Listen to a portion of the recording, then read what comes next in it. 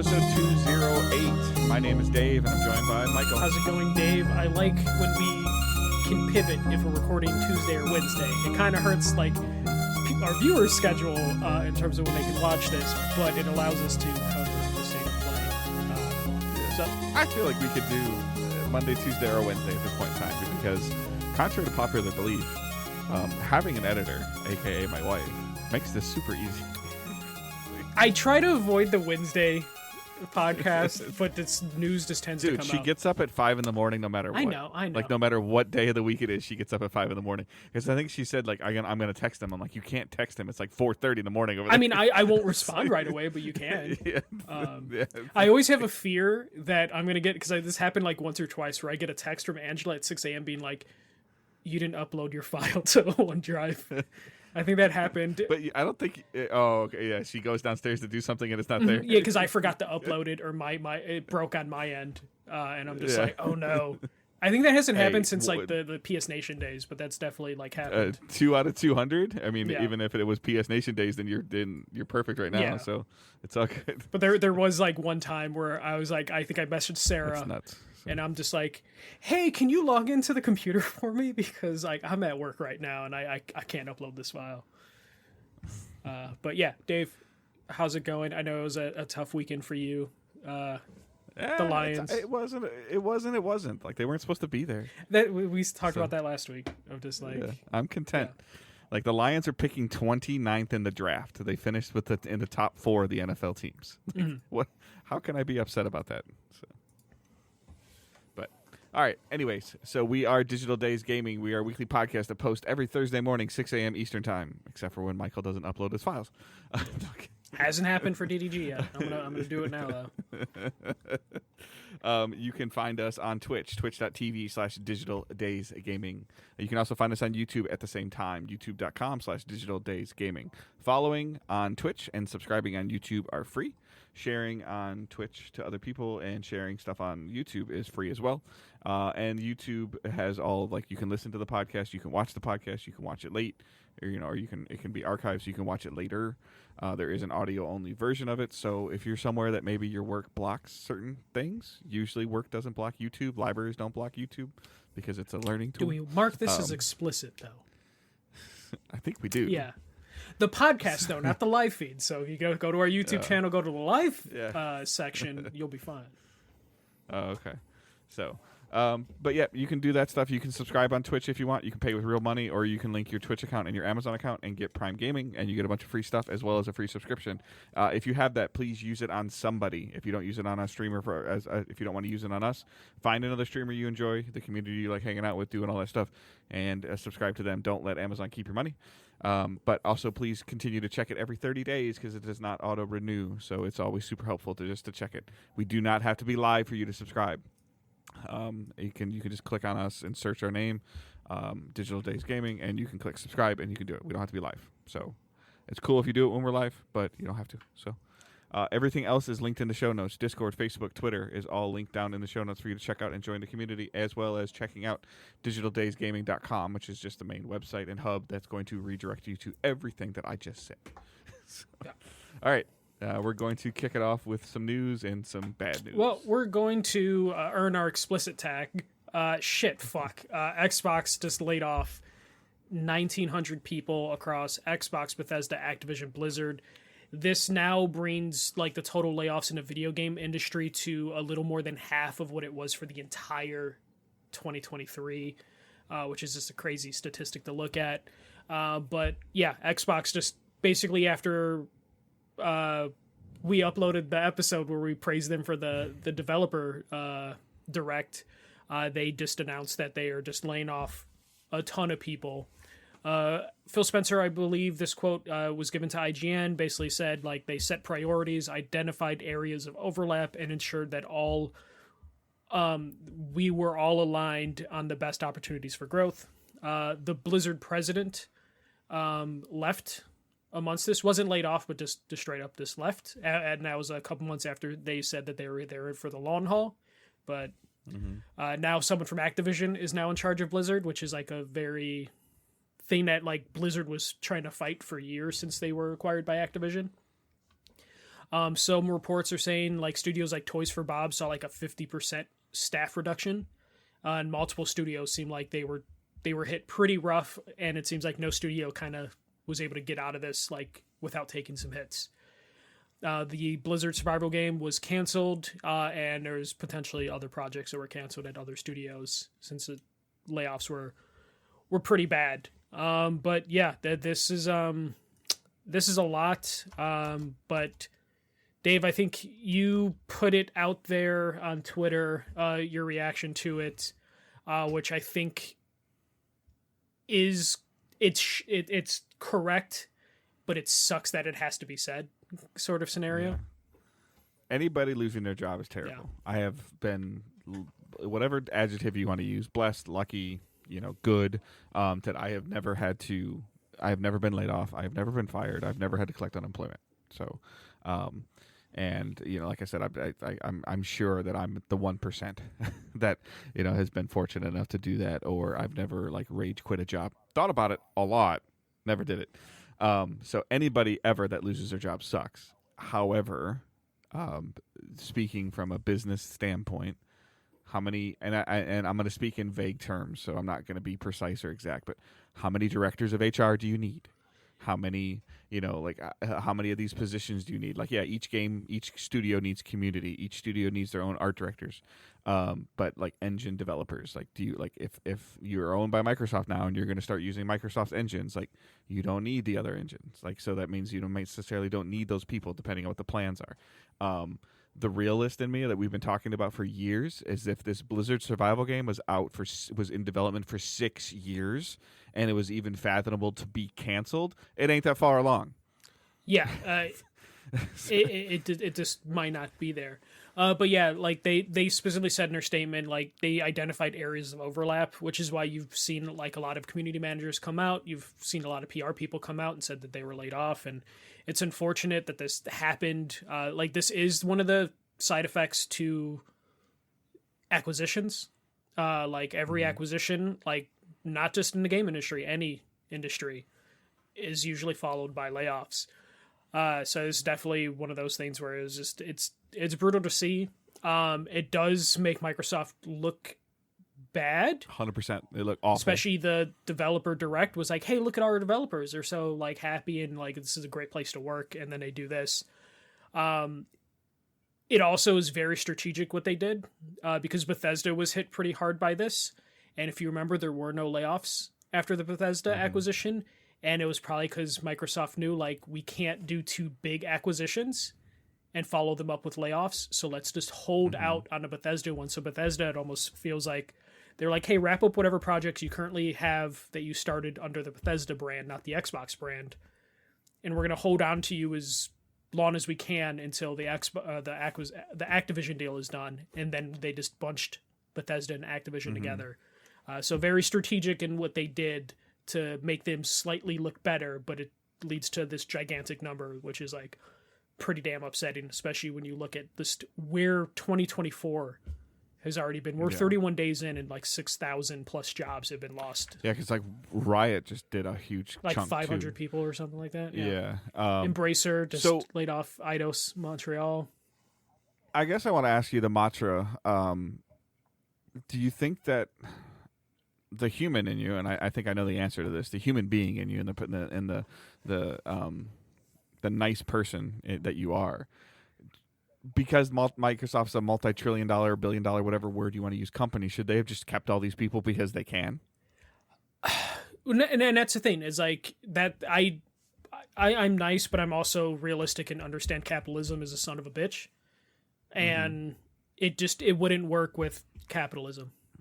Like, because the example that I gave somebody that I was having a conversation with was, and I'll use you as an anecdotal example if you don't mind. So you and your partner live together.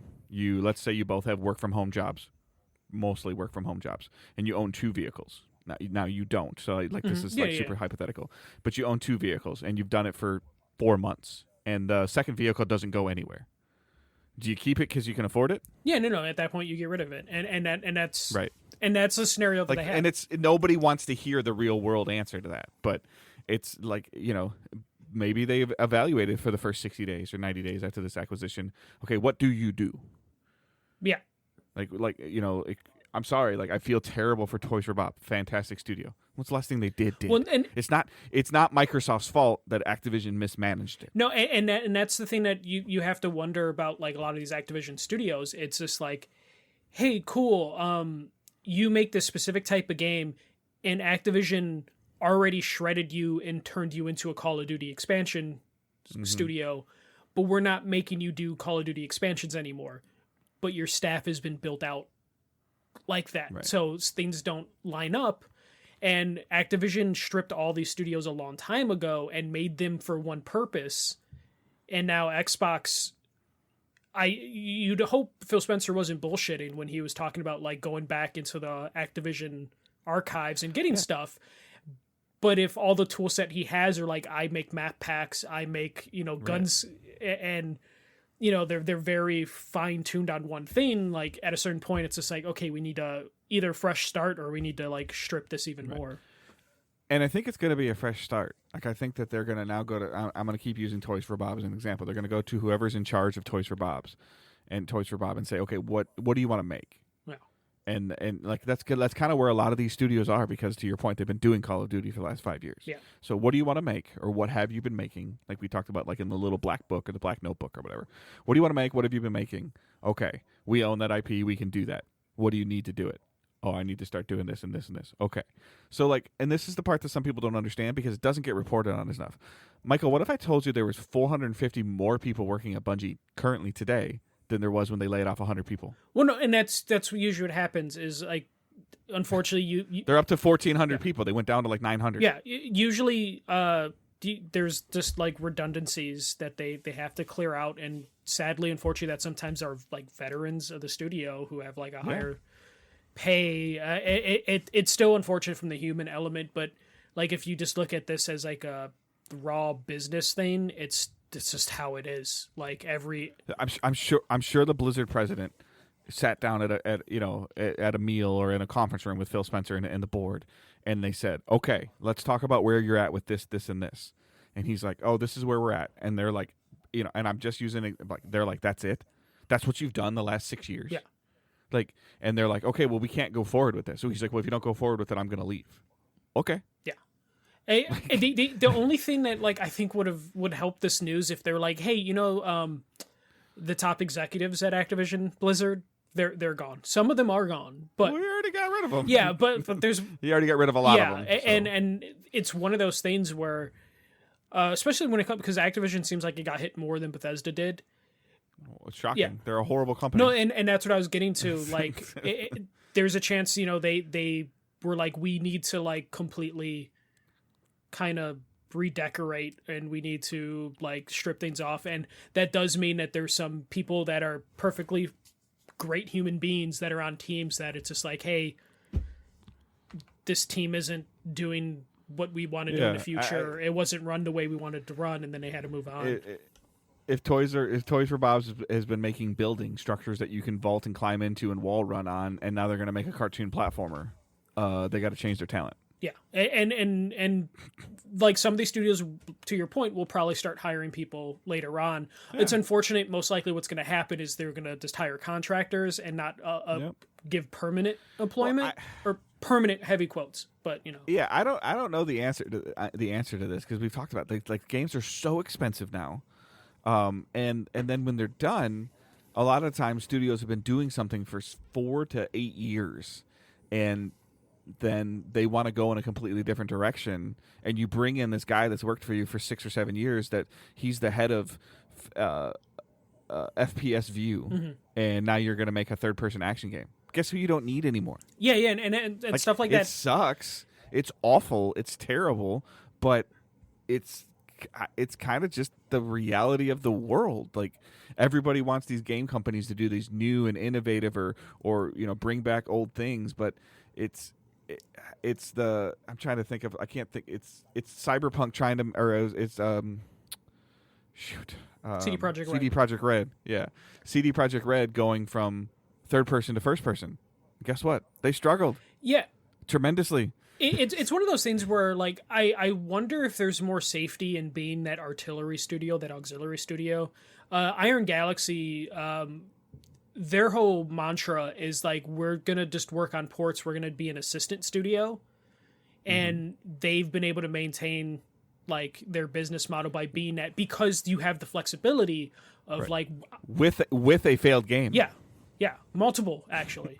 What was that game with the Giants that you played like at E3 like 5-10 years ago? Yeah, but they just that what was it? Rumbleverse. What was the Rumbleverse? Yeah. Failed, flopped. And before shut that, off. it was Extinction, I believe, was their last game Extinction, before that's that. what it's called. Yep. But they're one of those companies where it's like they can take those chances and flop because they're doing all these other side works, which is why, like when PlayStation acquired their auxiliary studios, they're just like, hey, these studios can kind of, they're this like the Swiss Army knife or whatever of studios, to where, when they run a situation and the studio head's like, we're got to pivot to another direction, they don't have to lay people off because it's like, this is the team you built. But yeah, no, Microsoft, really shitty for them to do this. We knew it was coming though, for the most part. I don't think I expected it to be as bad as it was though. 1,900 is a crazy number.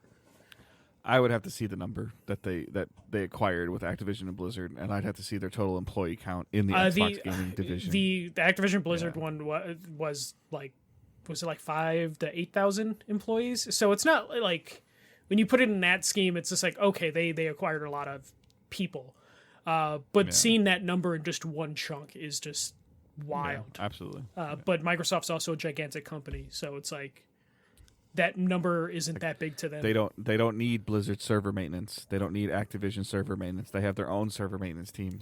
Like, and I'm using broad terms again, but they have their own things like to make sure your I think game that the thing that you online. bring up the most is just like, do Activision Blizzard's human resource team seem like that failed for several years, or at least it was fighting against monsters. Xbox wants to implement their own human resources, so. And companies do this all the time, by the way. Not necessarily lay off, but they overstretch. Mm-hmm. I currently work for a growing company. When I see some of my corporate people, they're like, I have X amount of stores. 7 months ago, I had 35 less. They push the envelope and essentially until the employee says, I can't do any more. You need to hire somebody else to help me, or they see that they need to hire somebody else to help them. So now this is a correction for Microsoft. And again, it's a broad term. How many HR generalists do you need? And you don't know the answer until you start seeing the HR problems. So let's trim it back, and then let's see what you can or can't handle, and let's either ride it out, or let's add. Yeah. After we figure out what we need to be at, but we don't need to be at 10. Yeah. Let's see what we can get by with 6 for right now, and see what it's happens. like, so like, because like Microsoft will probably in a couple of months be like, we just hired 1,000 new employees in the last 6 months, and it might be some of the people they laid off. No, and usually what happens in those scenarios is like, hey, you were a 401k permanent employee, now you're a contractor. Right. But you can't, at a certain point it's just like, people need jobs, so they'll take the contract work. It just sucks that like the video game industry is like flourishing for the most part, or at least we're told it's flourishing. And seeing this sort of stuff is it's unfortunate. It's sad. And well, it comes down to what are these major corporations doing with their profits? Like that's giving it to that's the question. executives, unfortunately. Right. Like that's the biggest problem. It's like, oh, Last of Us 2 remastered made this much. Naughty Dog lays off 300 people. Like, why? Yeah. Oh, because we got to pay for Sony. And I'm using a broad example. Don't come at me. We're using Sony Ben's, like we're using some of Naughty Dog's profit to bankroll Sony Ben because they haven't figured out what they're going to work on yet. Well, as an example. Disney cut budgets to their park, and they cut like hundreds of employee staff, but then they announced the CEO of Disney made $40 million in bonuses. Right. Like it happens all the time, and usually you can point to like a shitty executive who's just like, that's where the money's going. But the only problem is the executives pay themselves and pay their buddies, so it's just like... And they all sign contracts, and unfortunately you don't really sign contracts as employees. You sign contingent offers, but you're also, multiple states, you're an at-will employee. Yep, yeah, and that's, how things go. But I don't know how to transition out of this, Dave, so I'm just going to go for it. So last week we talked about Rock Band discontinuing DLC, or Harmonix discontinuing DLC for Rock Band. So PDP did the next logical thing and announced a new plastic guitar being made for Rock Band and Fortnite Festival. So this guitar is coming to Xbox and PlayStation with compatibility for PC. It is coming this spring. Currently only works with Rock Band 4 because Fortnite doesn't support guitars just yet, but by the time the spring comes around, that should be in the game. The guitar will feature an analog stick, so you can navigate in Fortnite. And I kind of love that idea because that's just going to lead to more people beating like Bloodborne and Elden Ring with a guitar peripheral, because now they'll have an analog stick to move. It's going to be foldable, and then it's going to have 36 hours of battery life.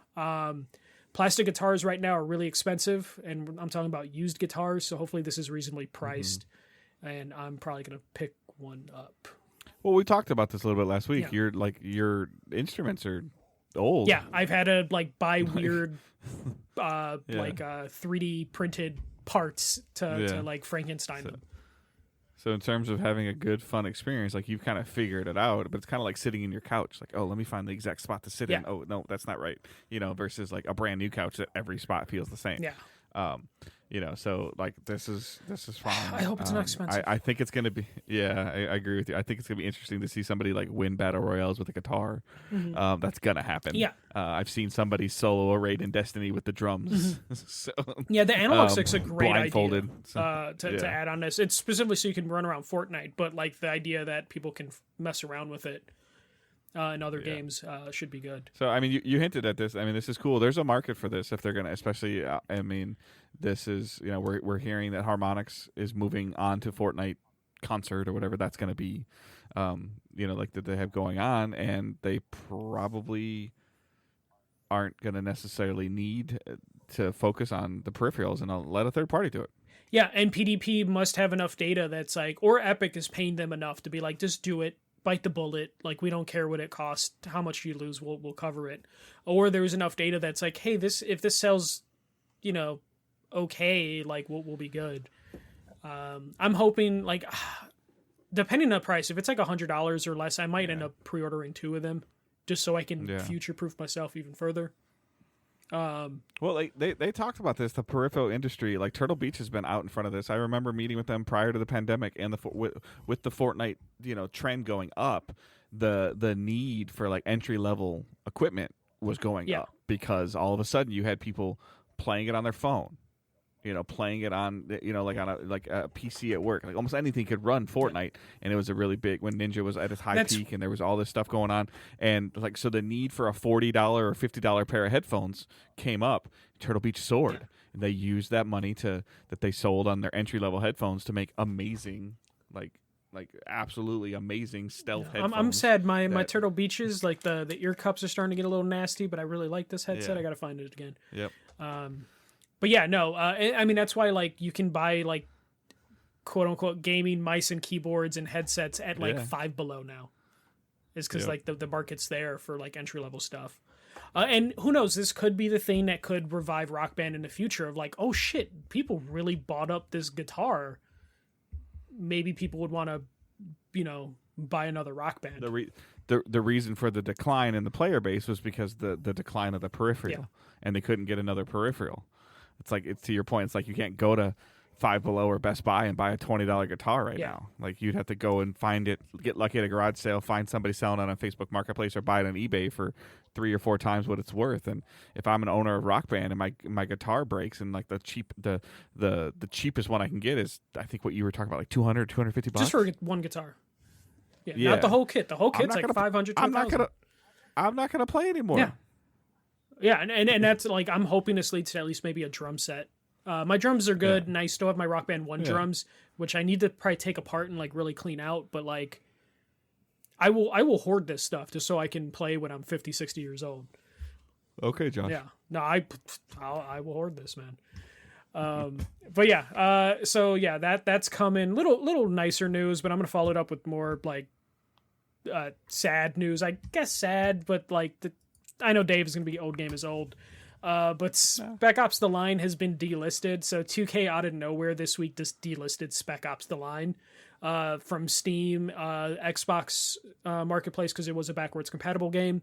They didn't warn people ahead of time. Most companies do warn ahead of time, but they kind of just delisted it out of nowhere and just said like licenses are expiring, so they have to delist it. I believe it was up on the Xbox Store the longest, and it went down according to some people on Twitter. But Steam was the first store to take it down. Those that don't know, Spec Ops: The Line was an underrated shooter that had a really good twist and story, like a really good story with a big twist that like people just wrote whole like think pieces on. It was one of those shooters from the 360 PS3 era that like just really was an example of like art. I feel like it was kind of like the foundation of like intricate storytelling of like, do you really want to do what they want you to do? Yeah, it was the first time, like I would maybe not the first time, but it was one of the first memories I can think of a game challenging the player. And I'm not talking about difficulty. I'm talking about like emotionally and also just like really. It was it was a military version of Hellblade. Or the Last of Us Part 2. Yeah. With Ellie's story. Like I almost feel like if Spec Ops didn't take that chance, we might not see some of the storytelling we're seeing now. So to see it just get delisted without a warning kind of sucks. Did I go on eBay and immediately buy a 360 copy? Yeah, I did, and I got it cheap because they started to. I think I own it. I have to look. I don't know if I got it on PS3 and it worked on PS4. If I got it on PS4, it was only on PS3 and 360. Yeah, so. It was a PS Plus. Is it backwards? Is it? Yeah. Okay. So will it work on PS5? No, it was a PS3 game. So. Okay. It was backwards compatible on Xbox, which I'm. Yeah, I guess my only choices might be to find a 360 version of this game. So. Yeah.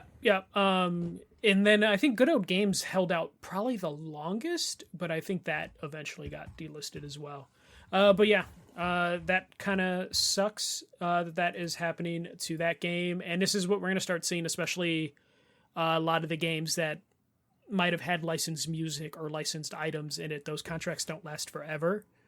And a lot of things that happened in that 360 and PS3 era were games using real world licensing, whether it's music or like just having an item in the background.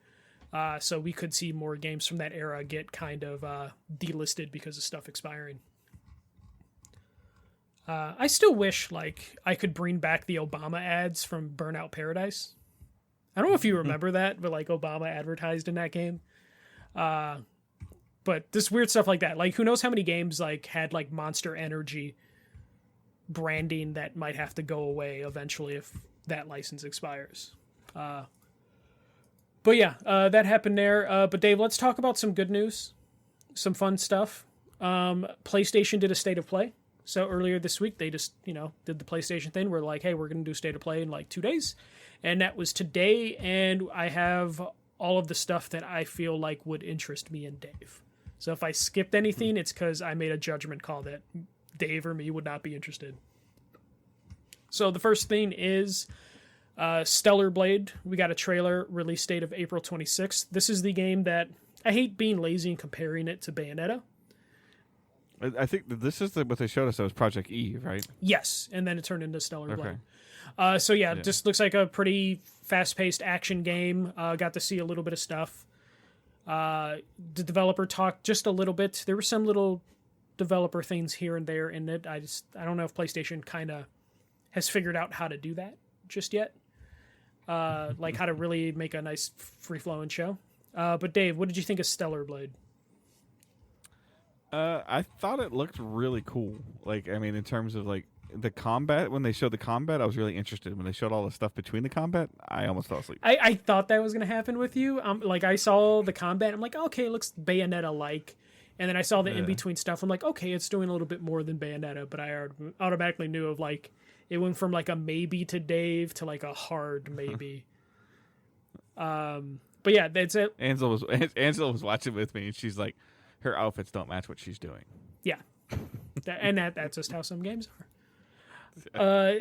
But it's coming out April 26th, so it's good that there was like quite a few things that were like dated in this, or at least got like a first half spring window. Then we got Sonic Shadows Generations coming this year. It's a remake of Sonic Generations. I know you love Sonic stuff. I don't know if you played Generations back in the day, but all those Sonic games... It looked cool. Yeah. All those Sonic games kind of like blend together, so it's kind of hard sometimes for me to be like, which one is that? We got some Foam Stars footage coming to PlayStation Plus next week. Foam Stars still looks good. I'm kind of vague. I'm like a little against it because it just looks like Splatoon to me. But Dave, will you be playing Foam Stars? No. Do you still have PlayStation Plus? I don't know. Okay. I think I do. Okay. Yeah, I do because I got online on Destiny the other day. So, All right. So yeah, I do. No, like if I want to do that, I'll play Fortnite. I know you're like I already have my mindless multiplayer game. Like I'm good. Yeah, I got a couple of those. Yeah. But yeah, Foam Stars is coming. Dave the Diver is coming to PlayStation in May with a Godzilla crossover. This is. Can we call this an indie darling? It's controversial calling it an indie darling because like Nexon funded it, but Dave the Diver is finally coming to PlayStation in May, and it's getting a Godzilla crossover, which it's kind of good. Godzilla's having a good like year. Yes. So good for Godzilla. We also got V Rising, an isometric survival RPG coming in 2024. This looked pretty good. Did it stand out for you, Dave? It looked cool. I'm trying to still figure out exactly. I mean, it's an asymmetrical top-down kind of like dungeon crawler light thing. Yeah. It was described as survival interesting to me. So. Yeah, that's the part. I got a little turned off when I saw the building aspects of it and everything like that. I was like, okay, but it doesn't mean that I would hate it. Yeah. So. Yeah, for me, it looked interesting, but I feel like with isometric games, they always look interesting to me, and then they don't hold my attention. I don't know. It's something about the perspective that just doesn't end up working out for me. The next thing we got, which is probably, I would think is the coolest thing that people will be excited about, is Silent Hill: The Short Message is a first-person, free-to-play Silent Hill experience that is out now. So I feel like it's been a while since PlayStation has had one of these interstate of plays where it's like, hey, you can play it today. This looked pretty damn intense. I would recommend downloading it now in case Konami wants to PT this and take it away from you. But this looked pretty interesting. I know, Dave, you're not the biggest horror fan, but I know you like shadow drops. So... yeah, I think they're really cool. I'd just be really curious. Like, this is, I guess, ultimately, I don't really know what this is. Like, obviously, it's the short message, so I'm assuming it's short. Yes, and it's free to play. So, yeah. So, I think this is a great way for them to get people kind of back into feeling comfortable. So, to when they get kicked in the teeth with Silent Hill 2. Yeah, and it being a different perspective from Silent Hill 2. Like, this is in first person. Silent Hill 2 is in third person. It's a way to like get people back into Silent Hill, but also not tire them out. So when Silent Hill 2 comes out, they're like, hey, this feels slightly more fresh because the perspective's changed. They did follow that out with a Silent Hill 2 remake trailer that was focused on combat. There's no release date on it. It said like in development. I saw a lot of people on Twitter complaining that it focused on combat. Because combat isn't like the important thing with the Silent Hill games. It's all about the atmosphere. No, but the Silent Hill player's already going to play it. No, and that's what I was going to say. It's like the Silent Hill people are already bought in for the most part. So they need to get the Daves who are... Yeah, I paid a little bit more attention when they do shotgunning things in the face. So for me, I'm like, I already know that, you know, there should be the tension that I want there, or hopefully it's there. So like, I don't mind that they focused on combat. The next trailer, I would say maybe focus on the atmosphere, but you need to throw in combat and action just to get more people to pay attention to it. The next thing was Judas from Ken Levine's studio. There was a gameplay trailer, no release date. Just said it looked cool. It looks cool. I mean, it's like cyberpunky Bioshock. So seeing it to say like in development makes me think this is years away, and they've been working on this game for a while, so that's pretty scary. It's Ken Levine. Yeah, I mean, Still got that Vita in his pocket, making BioShock Vita. Still working on it. He's still working on it. Still working on it. I don't know why. However, back at, when it does come out, it'll probably be a Game of the Year contender. Like he's on that level. Yeah, but it'll do the thing that all the BioShock games did, where it's like, this is Game of the Year. It wins Game of the Year, and then they're like, that was pretentious as fuck, and then people then hate on it. But yeah, anytime I see it, I just think of Lady Gaga. So that's just me now being weird. So we'll see how this goes. It looks really good. It looks like BioShock. Like, yeah. I know who it's coming from, but it's just he knows what he's doing, and if it works, it works. Like I don't blame him. Yeah. But he tells a cool story. So yep. He tells a cool story, and it'll be controversial, and it'll be. And you're gonna heal by injecting yourself in the wrist with a syringe. And that's how you're gonna get powers too. Needles. The next thing that was after that, which also I think was really cool, Metro Awakening VR. So this is a Metro game that is going to be for PSVR 2 coming in 2024. This is a great franchise to be doing a VR game. Yeah. Like the whole point of that game is to have something on your face, have your gas mask on it, get that tension. So I think this is like has potential to be a really cool VR experience. Yeah, your gas, just in theory, that's like your mask steams up when you're breathing heavy, like, and it gets foggy and all that stuff. I mean, like, there's so much cool stuff they can do with it, but still not going to make me buy a PSVR 2 yet, but cool. Yeah. Kudos. Nice job, Deep Silver. Yeah, I did see people complaining that this is probably not going to be exclusive, but like right now, like if you have a VR 2, who the hell? Yeah. If you have a VR 2, you just want content, and the only way that content's going to come to your headset is if it can make money and be on multiple platforms. So, like, if you want more big experiences from bigger franchises, if you want anything to play on your headset, you need it to do well on Meta and on whatever this damn Apple thing is. Yeah. Like, and especially if you're a VR2 headset owner and you're like, I'm tired of playing like these no-name indie games on this thing, I want like a big franchise on it, then you kind of almost have to support like the Metro game by default, like, because it's like, hey, here's a franchise that's well known, and we're going for a VR experience for it. After that, they showed like one or two more VR games, and then we got Dragon's Dogma 2. We got a new trailer for that. And that is coming March 22nd, which I didn't realize it was actually coming out that soon. But yeah, Dragon's Dogma 2 coming out, looks pretty good. Dave, when you first saw this, tell me if you thought it was Monster Hunter for just a second. A little bit. I was kind of like, is this a monster? Or like, and I also got some Horizon vibes from it, just like the combat and stuff like that. So it's interesting. It may or may not be something that's on my radar. We've had other Dragon's Dogmas, right? Yeah, Dragon's Dogma 1 on PS3, PS4. Okay, to be fair, you didn't put a 2 next to this. My bad. What I'm reading. Yeah, okay. Like, I'll put a 2. I mean, you watched the whole event, but okay. There's a lot of stuff in Dragon's there. Dogma 2. There you go, Dave. It's in the doc. I worked today. I had a meeting today. I had a meeting and homework and a recording. I had a lot of work today. And the homework you gave me. Yes, watch the trailers.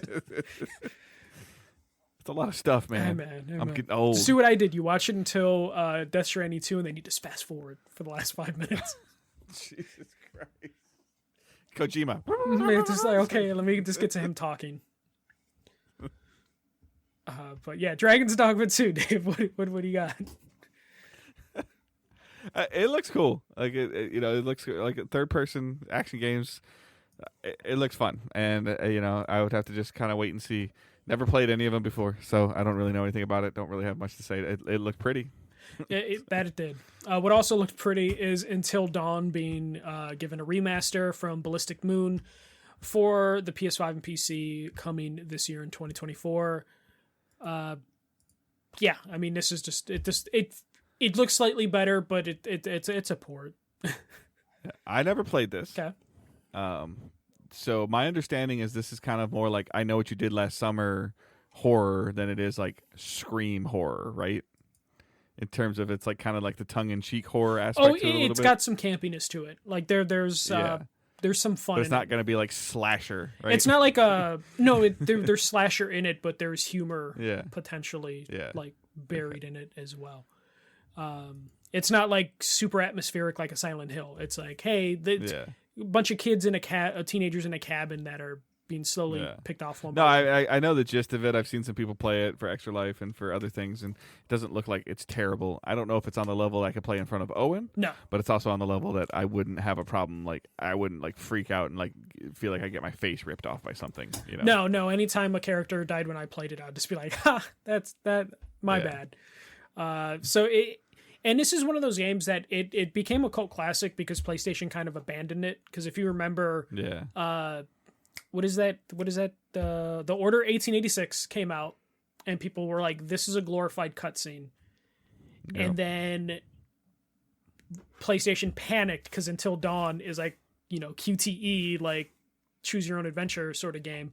So then they just kind of like dropped like promoting Until Dawn. So Until Dawn honestly didn't really get like its flowers until like a year or two later when like streamers kind of picked it up again and showed how good of a game it is. So I like the idea of it being remastered. Like I'm kind of over remasters, but I'm still into remakes. I'm just over remasters. So I'm kind of into this one just because it just never really got a chance when it released. It kind of had to rely on like word of mouth like years later. We'll follow that up with Rise of Ronin coming March 22nd. This looks good. It looks like this is. I don't think it looked good. I think it like from it doesn't look as good. I'm gonna compare it to Ghost of Tsushima because like samurais. Yeah. It doesn't look fidelity wise as good as that, but it looked clunky. It because it was like doing like high. Like it was trying to do. Well, okay, I got two problems with them showing this. I'm sorry, but so first of all, like I maybe get off my lawn. I'm old. They put subtitles up and they put a guy on the screen with a white shirt and white subtitles. Mm-hmm. Bothered the hell out of my eyes. Had a hard time reading, and he doesn't speak English, which is fine that he doesn't speak English. And then they're showing like, I gameplay. can't read the words and I can't understand. They're showing gameplay, and I have to read what he's saying, and I'm not watching what's happening. Yeah. So I think I'm sorry. I know. I guess I realized that I was like, I can't see what's going on if I'm reading the words. Yeah. No. So like, I think it looked good, kind of from a gameplay perspective, but also when I see Team Ninja's name, I'm like, okay, it's going to be a little clunky. Like they don't have like that sort of polish to their experiences. Right. So I take that when I look at this game of being like, okay, this looks like it could be a good Team Ninja game. Not necessarily like, oh, this is a console seller or I'm buying it day one. But when I saw it, I was like, okay, Team Ninja, I know what to expect from them. And this looks like a good experience from that studio. And also on a personal level, I feel like I've been like hoodwinked with Ronin, like because now when I think of Ronin, I think of the last Ronin, and I think it's an Ninja Turtle game. And that studio apparently it's not doing well. But yeah, after that we got a really long Death Stranding 2 trailer. I joked that I skipped like all of it, but I watched like a minute or two of it before I was like, okay, I just need to get to Kojima talking. And you played the game. You played a lot of the game. Yeah, but I don't even think I got to any of the cool story stuff that people talked about before I gave up on that game. Yeah. But yeah, no, this is just Kojima stuff. It's weird. I love that he's weird. He's like the David Lynch of video games. Like he's like the wacky filmmaker who's got like weird ideas and companies let him go off. After the trailer, Kojima appeared and basically announced his next project. Which is going to be an espionage action game, aka I'm going back to Metal Gear, but not with the Metal Gear license. And then at the end, I believe they tease that there might be a movie tie-in with this as well. or movie level production. Yeah. Like it's a really weird, like over your head. Like I had to look on Twitter of like what their intentions was with this, and it was kind of like Sony flexing of like what they have. They're doing a synergy to thing. work with Kojima. Yeah, and I'm just like, okay, you can flex with whoever you want, but I just don't give a shit about Kojima. You know what? I kind of am hitting that point where I like him to have money, where he can make his weird shit. I just don't know if I want to play the weird shit. Because I think you need creators like this in the industry that are able to take chances and also are able to get money in order to take these chances. Yeah, but he's not taking a chance. Like he's doing a continuation of his weird as hell ass first game, which is just no, I know, like but Metal Gear Solid. But for right now, he's got 3 projects. Where's this? But yeah, he's got an Xbox project going on too, doesn't he? Yeah. So he's got the Jordan Peele thing with Xbox. He's got the espionage game with PlayStation and also Death Stranding with PlayStation. And I think 505 Games is helping with it. So he's got 3 projects going on there. And so I can't knock his hustle. Like he is running an independent studio, just like when we were talking about how like Remedy kind of laid out like their next 10 years of games. It makes sense for him to just be taking project after project so he can attract talent to work at a studio and also to keep cash flows in. And apparently these companies are willing to give him money even though they know the game might not come out ever or it's going to take a really long time. People want to be in the Kojima business. They just want to put his logo on the screen. But like, it's one of those things where it's like, does that mean it's financially viable? Because I don't think these companies are trying to do it for street cred. I don't know. Yeah. I mean, I guess wasn't Death Stranding considered like not a commercial success? Yeah, which you would think PlayStation would be kind of done with it, or was it actually successful, but just not like set the world on fire like Naughty Dog does, where they can sell 20 million units? Like maybe he's not that expensive after all. That they want to work with him. Maybe he makes these games with a $120 million budget instead of a $250 million budget. I don't know. Which could be something like that. Most of his budget goes to whatever actor he's in love with at the time to do motion capture. But Dave, that was a state of play. I thought it was okay. Yeah, B- for me, C+. Yeah, I would go with like nothing was there that I'm like I gotta have. Yeah, and what made it worse is that Sony's main Twitter account teased some Spider-Man stuff, and they didn't show nothing. Oh, yeah. But it turns out it's like a creator, interview. like a game show thing or something. Yeah, like, but like this would have even they could have just thrown something in there at the end of it that said, "Hey, New Game Plus out Tuesday," and that would have made like Owen anything. Yeah, like Owen was. I thought for sure because like Owen got up and left during the Stellar Blade thing. He's like, this is boring. And he walked out of the room. I was like, they're supposed to be showing Spider-Man stuff, supposedly. I said, I'm not 100% for sure. He's like, okay, I'll watch. And then he proceeds to leave the room, like, in between, like, Silent Hill multiple times. I'm glad he did leave, because, like, he would have been even more disappointed. Well, he just doesn't look. Yeah. He just looks away. Like, or he walks out of the room, and he turns around and like, looks into the room. Tell me when it's over. So, but, yeah, nothing jumped out at me as, like, a must-play. I hate to do this because we're gonna do it, but like Microsoft showed 5 games that are coming out this year. Well, and PlayStation showed several games that but none of them are dated. Some of them were. I mean, I did put dates here. Yeah. I mean, PlayStation showed third-party games and second-party games that have dates on it, but like I not having a PlayStation first-party game in a state of play is just well, Helldivers. That's second party. That's kind of second party. Like, yeah. So it's one of those. Hey, there's been conversations in our Discord. Like, are you thinking that Helldivers is a game as a service? Are you thinking Helldivers is a one and done? They already showed like a coming later. They showed something like you're gonna be able to like walk around in a mech or whatever. Like, I don't know what kind of game this is. I'm probably gonna buy it. I'm gonna play it with my friends. I'm gonna shoot aliens in the head. Like, that's what I'm gonna do. Like, it's fine. But is it a 6-week game? Is it a 6-day game? Is it a 6-month game? And I think. So I'm thinking it's going to be something in between. Like, I don't think it's going to have like seasons or anything like that. I think it's just going to be something. I feel like Helldivers is most likely to have an expansion than like seasonal content or a season pass. That's kind of what I'm expecting. Like, hey, if it's successful, we'll release like an expansion. And that's kind of all I want. Like if it's a game I put like a month, maybe 2 months into, I would feel like that I got my money's worth. Just because I liked how they did everything in the first game. But yeah, this definitely felt like it was missing like some first party things, some tease. I mean, you announced like 3 new games from your 3 studios last year. Like, give us a little bit of something there. If those games still exist and they're still being worked on. Hell, show the Sony Ben logo and play the Uncharted theme music and walk away. Yeah, just a little bit, just a little teaser. But I'll agree. I would say it's like a B-. They did show more games than Microsoft did, which I guess if you want to go quantity. Yeah, but Microsoft didn't show any remakes or remasters or stuff in development. Yeah, and that's kind of what it comes down to. It definitely didn't set the tone of like, oh, PlayStation's going to kill it this year. It was like, oh, okay, it might be okay this year. But I didn't really get like the excitement I got at the end of the Xbox One or at any Nintendo Direct. I leave every Nintendo Direct like, fuck yeah. With one thing. Yeah. Yeah, 1 or 2 things. Yeah. Like, and this one from PlayStation, I was just kind of like, this is going to be okay. There's like...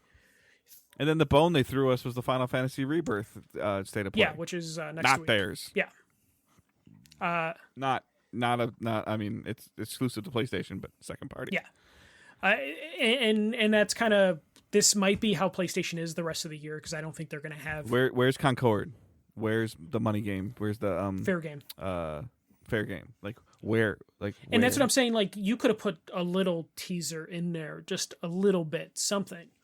On the heels of yesterday.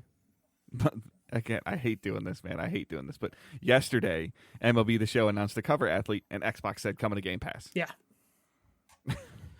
Yeah. Like I just like I love it and I hate it because it's everybody's like, okay, Microsoft, show us the games. Okay, we did. Oh, but Sony showed us better games, but they're not theirs. Yeah. Like you said, show us what you're making. And honestly, I didn't know if I saw anything here that was better than what I saw for Hellblade or Avowed. Or... The best thing I saw in the show for me was Stellar Blade. Yeah, and for me, it was the Silent Hill short message, which is the free-to-play thing that I'll probably put an hour into and be done with. Which is a cool thing to have a shadow drop because I love that sort of thing. But overall, I was just kind of like, oh, okay. I look at this list and I'm like, okay, Rise of Ronin, that's a maybe for me. Dragon's Dogma 2, that's a maybe from me. Stellar Blade's a maybe from me. Like, there's a lot of maybes in here and not one like I'm definitely buying it. I played Until Dawn already, so like I'm not like super like hell yeah. And Judas looks cool, but I also think Judas is like years away, so I can't get excited. 2026, holiday 2025, 2026. Yeah, but I don't want to beat up PlayStation too much. You know, they're trying, guys. But yeah, that was a state of play. All right. So we didn't have anything delayed. There's really not much coming out. But so what we're playing and watching. So quickly for me, like my week, I took Owen to his first professional NHL hockey game. We went and saw the Red Wings play the Las Vegas Knights. Are they good on right Saturday now? night? They're okay. They're hovering around playoffs. So first time in Little Caesars Arena, which is about 4 or 5 years old. Do they serve Little Caesars there? They do, because they're owned by the guy that owns Little Caesars. Okay, I just wanted to make sure it wasn't just like the guy that owns the Illich family owns the Tigers and the Red Wings, and they both have Little Caesars. So that was my fun. My favorite garbage pizza. It's the only pizza Owen eats. Kids got class. We also went to Angela and I went to IKEA. We kind of are redoing our entertainment center living room stuff, so we bought some stuff from IKEA. And in order for me to build that, we put garbage. I guess just not garbage, but just movies that we have seen before. So I watched a combination of Air Force One, Sweet Home Alabama, and Fast and Furious movies while I was building furniture. I just wish Angela walked around with you at IKEA and then recorded you pronouncing the furniture. Oh, I don't even try to pronounce it. No, I know. I just just would have. I just would have wanted. Who costs? Yeah, I just wanted. Who costs bookshelf? I just would love to. Angela, I know you're listening to this. Next time you go to IKEA, just walk around with your phone and just ask him to pronounce things, and we'll put it as a bonus episode. No, we'll just make him as viral TikToks. There you go. Yeah. Um, and then so yeah, did IKEA on Saturday, a hockey game on Saturday night, and then Lions lost the NFC Championship game on Sunday to the 49ers. They blew it was a very winnable game, but it sucks. But they had a good season. And then I bought Suicide Squad, so I bought the deluxe version, so you guys can hate on it if you want. But I'm interested in the game, and I like looters, and I like stuff. I like loot, and some of the, it came with a couple of the different skins, which I think look hilarious in the game. And it came with weapons, so it came with toys, and I like to play with toys in my looters, so it was worth it to me. I have played about 2.5 hours, I think, or 3 hours yesterday. Did not have any server problems. I have seen the server problems, and welcome to live service rolling launches. Like, that's just kind of how it goes. I think the game looks fantastic. The character models for an Unreal Engine 4 game are kind of wild. Like the Hall of Justice, like walking around it, the details they put into it look really good. The traversal is, when you understand it, is very smooth. It can be a little bit of complex controls. I think the game did a decent job at the beginning of letting you control each character for about 5 to 7 minutes to get comfortable with it. But if I had to go back to a different character, I don't know if I know how to do all their jumps and specials. So I am playing as Deadshot right now. I think, yeah. And I've done some of the like I've still felt like I was kind of in the tutorial stage. I stopped when they finally showed the overview map and some waypoints you can go to and things you can see. But I mean, the cutscenes, the dialogue, the writing, the little side jokes that are in it, it's really, really good. I don't know if this game's gonna have any legs or not, but just the little banter you hear back and forth with the characters in the background and how they're focusing on them. It's good. I want to watch a cutscene. I want to pay attention. I want to hear the stuff that's going on. And I just stupid stuff where he Boomerang's touching his ear trying to talk to Waller, and he's touching the wrong ear. And so the other guy's like, "Hey, dumbass." It seems fine. The gunplay is actually solid. Yeah, I've switched guns. I can finally say that in the alpha, combat and traversal, really fucking fun in that game. Yeah. Now I'm annoyed already by get around the purple shield, kill the guys. That's kind of sucked because you have to do your power shot a couple times to get through. Yeah, to break shields. It has this weird mechanic where it wants you to shoot them in the legs, and if you shoot them in the legs, you can melee them and get your shield back. There's a couple of different things going on there. There's a lot of combo counter things that I'm still trying to figure out in the skill tree. So there's a lot of weird nuances, and there's a lot of systems they're kind of throwing at you really quick. And I hear currently right now, if you beeline the story, if you just do the story, it's like a 10-hour game. Now, if it's a service game, 10-hour campaign is normal. That's normal. That was what the Division was. That's what Destiny was. Each of their expansions. If we get when the Joker comes March, in the next season, in March, if we get 3-hour or 2.5 or 3-hour story missions for him, that's solid. And there's 3 more expansions after Joker, so 3 more seasons. Sorry. Yeah. So, what they are going to be, I don't know. And just see. I haven't really had any boss fights. I haven't killed anybody from the Justice League yet. Spoilers. So. It's okay. It's called Suicide Squad Kill the Justice League. It's just being on TikTok and seeing people pissed off anytime they see someone get killed. It's just come on, it's in the title. Yeah. So, I'm still reserving judgment. Do I think this game is worth, if you're listening to this right now and this game's coming out in 24 hours, if you're listening to the audio version, do I think it's worth you pre-ordering this game and spending $100 on it? No. Do I think that out of the box this game might be worth $70? So far, yes. So especially if you care about DC stuff, even if you don't like the direction they're taking the Arkham universe.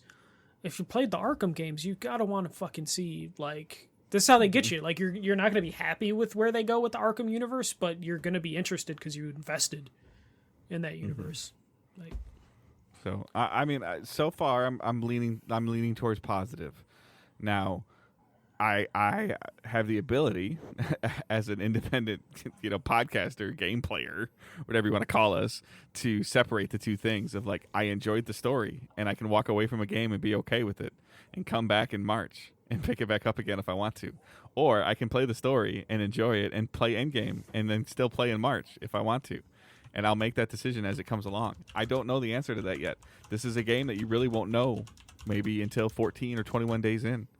Like post-campaign, and is the Endgame stuff, if it even has again Endgame, worth it?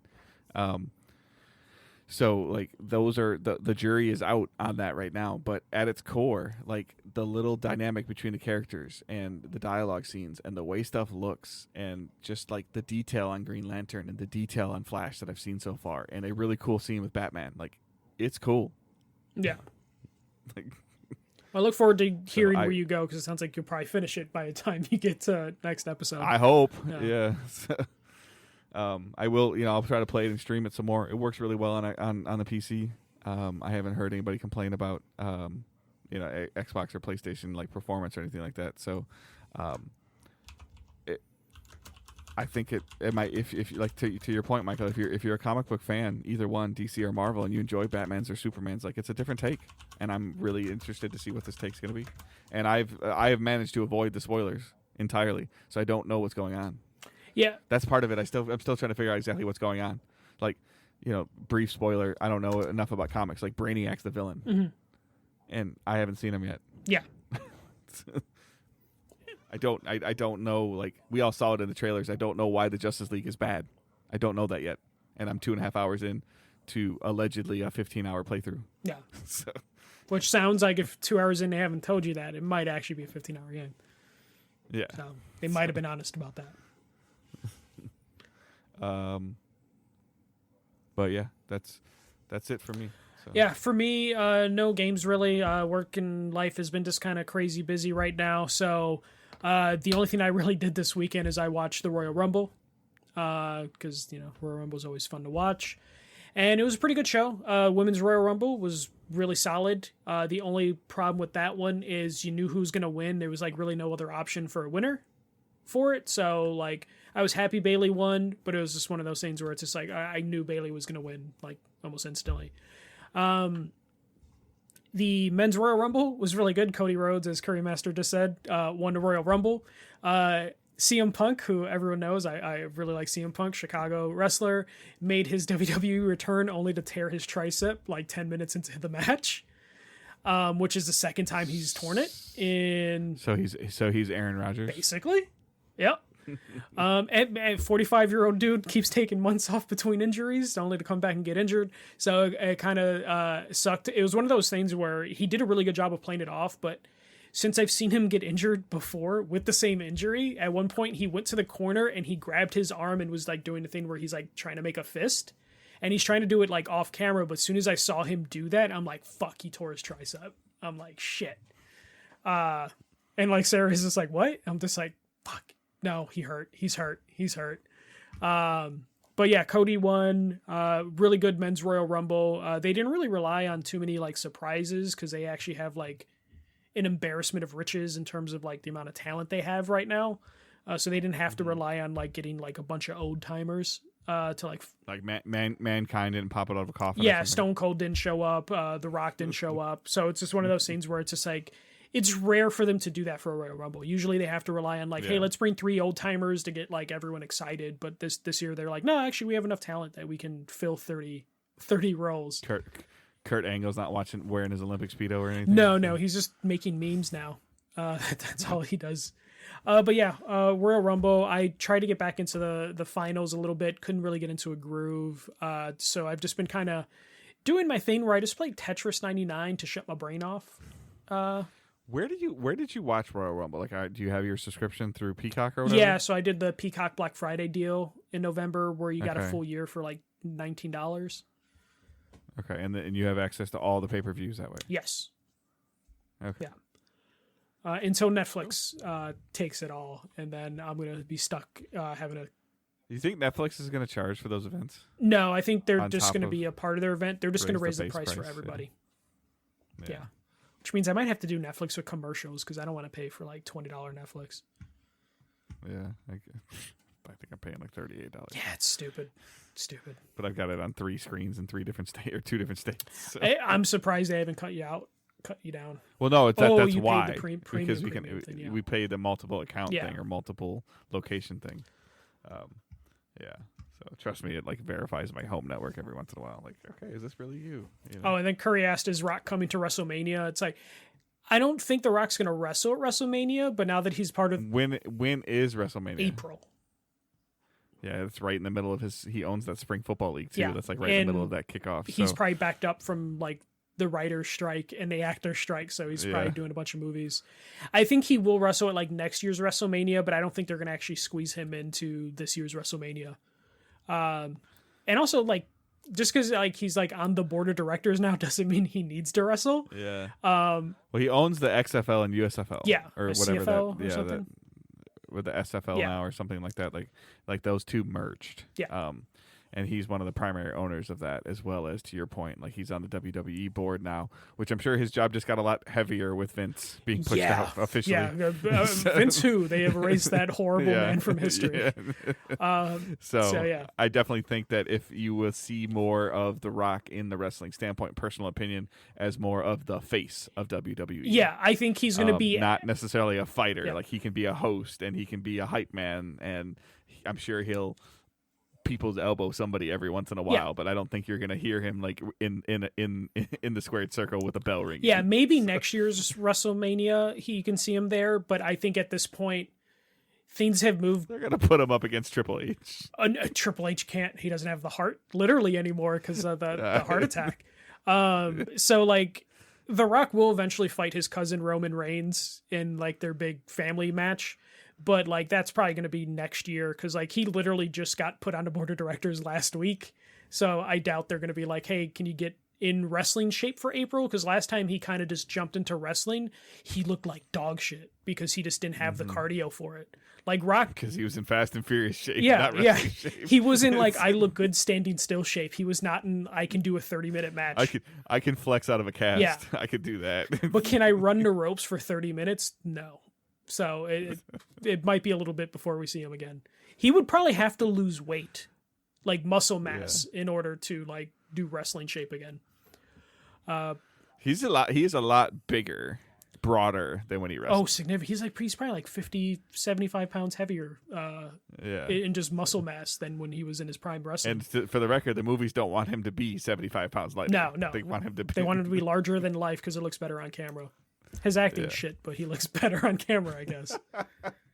The Rock is literally the worst wrestling act. Like, not the worst. Hulk Hogan's the worst. But, like, Batista has, like, just completely surpassed him as, like, the wrestling actor. I would agree. The Rock could not pull off the glass onion stuff that Batista can. Yeah. Or the Blade Runner stuff, or the Guardians of the Galaxy stuff. I mean, you saw Black Adam. Like he can't do it. But yeah, I just like to watch him shoot guns and flex. Okay, like that's weird. But okay. But I'm like, wrestling's not bad. But yeah, so that was it for me. Let's say I'm weird. You watch grown men slap each other, but they like really chop each other, and you can hear the meat slap from like so far away. You called it a meat slap. Meaty men slapping meat. What's wrong with that, Dave? That's weird. That's how wrestling fans describe it. All right, that's it for me, Dave. Christ. All right. So no questions or comments today. You can send us to us in the Facebook group. You can send them to us on Discord. There's a specific channel just for you to ask questions in. You can send them to us via Twitter/X or whatever. Hashtag Ask Digital Days. What is wrong with me? Because I said it earlier, so like if you say it 3 times, like weird things happen. So yeah, you can definitely check that out in the as well as in the show notes. All the socials are linked there. You can follow the main account at Digital Days Pod. You can follow Michael at The First MJC. You can follow myself at Good Dave Hunt. The Facebook group, Discord server are linked in the show notes. Patreon is linked in the show notes also. So next week I expect more talk of Suicide Squad. I think by the time we record next week, Helldivers will not be out. Helldivers comes out on the 8th. Yeah. So, but yeah, so for me, it'll definitely be more Suicide Squad. And I still need to kind of spend some more time with Prince of Persia because I'm seeing and hearing more and more good things about that. Really good. Yeah, so I need to spend a little bit more time with that. However, I am also diligently working on trying to just improve the house in general. It's kind of part of our 2024 resolution is just to get a little bit more things a little bit more under control and a little less cluttered. Closets are next and all that fun adulting stuff. So, which probably means another trip to IKEA. So Angela, you might get your wish. Angela, gotta do it. So, other than that, you got anything else? No, that's about it. Maybe I'll pick up Suicide Squad. Who knows? I don't know. All right. I hope everyone has a great week and keep moving forward. Don't be a dick. See ya.